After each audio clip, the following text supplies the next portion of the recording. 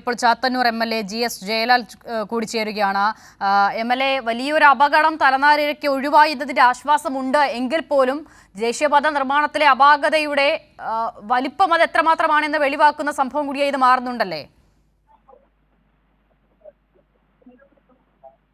നിർമ്മാണ പ്രവർത്തനത്തിന്റെ അപാകത തന്നെയാണ് ഇത്ര അപകടങ്ങൾ അടിക്കടി ഉണ്ടാവുന്നതിന് കാരണം. നമ്മൾ സാധാരണ കേരളത്തിൽ ഒരു 3 നില കെട്ടിടം ചെയ്യുമ്പോൾ പോലും ആ സ്ഥലത്തിന്റെ സോയിൽ ടെസ്റ്റ് നടത്തി ഡിസൈൻ തയ്യാറാക്കി അങ്ങനെയാണ് ചെയ്യുന്നത്. അപ്പൊ അത്തരത്തിൽ ചെയ്യാതെ നിർമ്മാണ പ്രവർത്തന അപാകത തന്നെയാണിത്. അത് NHA പരിശോധിക്കണം. NHA അത് പരിശോധിച്ച് അതിന് ഉത്തരവാദികളെ കണ്ടുപിടിക്കണം. സമഗ്രമായ അന്വേഷണം വേണം. എം.എൽ.എ. ഇത് ആദ്യഘട്ടത്തിൽ തന്നെ ദേശീയപാത അതോറിറ്റിയോട് താങ്കൾ ഉൾപ്പെടെയുള്ള ജനപ്രതിനിധികൾ ചൂണ്ടിക്കാട്ടിയിരുന്നു എന്നുള്ളതാണ് ഞങ്ങളുടെ കൊല്ലം റിപ്പോർട്ടർ അറിയിക്കുന്നത്. അപ്പോൾ ആ നിലയിൽ ഈ മണ്ണിന്റെ ഘടനയടക്കം ചൂണ്ടിക്കാണിച്ചിട്ടും അവർ മുഖവിലക്കെടുക്കുന്ന സമീപനമേ ഉണ്ടായിരുന്നില്ലേ? ഇത്തരം പ്രദേശങ്ങളിൽ പാനൽ ചെയ്യണമെന്നുള്ള കേരളത്തിൽ ഇവിടെ നമ്മുടെ പാനൽ ഈ നിർമ്മാണ പ്രവർത്തനം നടത്തണമെന്ന് തുടക്കം മുതൽ തന്നെ ഈ ജനങ്ങൾ ആവശ്യപ്പെട്ടതാണ്.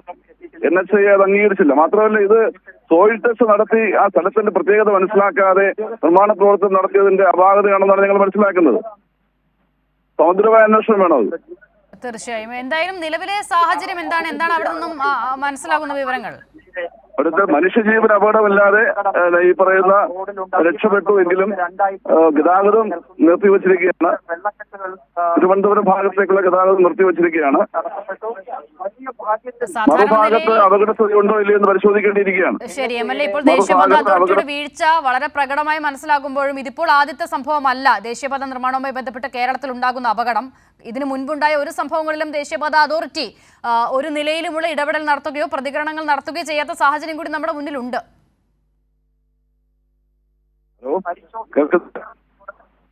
എം.എൽ.എ. കേൾക്കാൻ സാധിക്കുന്നുണ്ടോ? ഹലോ, കേൾക്കാൻ സാധിക്കുന്നുണ്ടോ താങ്കൾക്ക്? ഹലോ, ശരി, വളരെ നന്ദി. GS Jayalal Chathannoor MLA. ആണ് ഈ വിഷയത്തിൽ പ്രതികരിച്ചത്. ദേശീയപാത അതോറിറ്റിയുടെ നിർമ്മാണത്തിലുണ്ടായ വീഴ്ചയുടെ ഏറ്റവും അവസാനത്തെ ഉദാഹരണമായാണ് ഈ അപകടം ഇപ്പോൾ മാറുകയും ചെയ്യുന്നത്.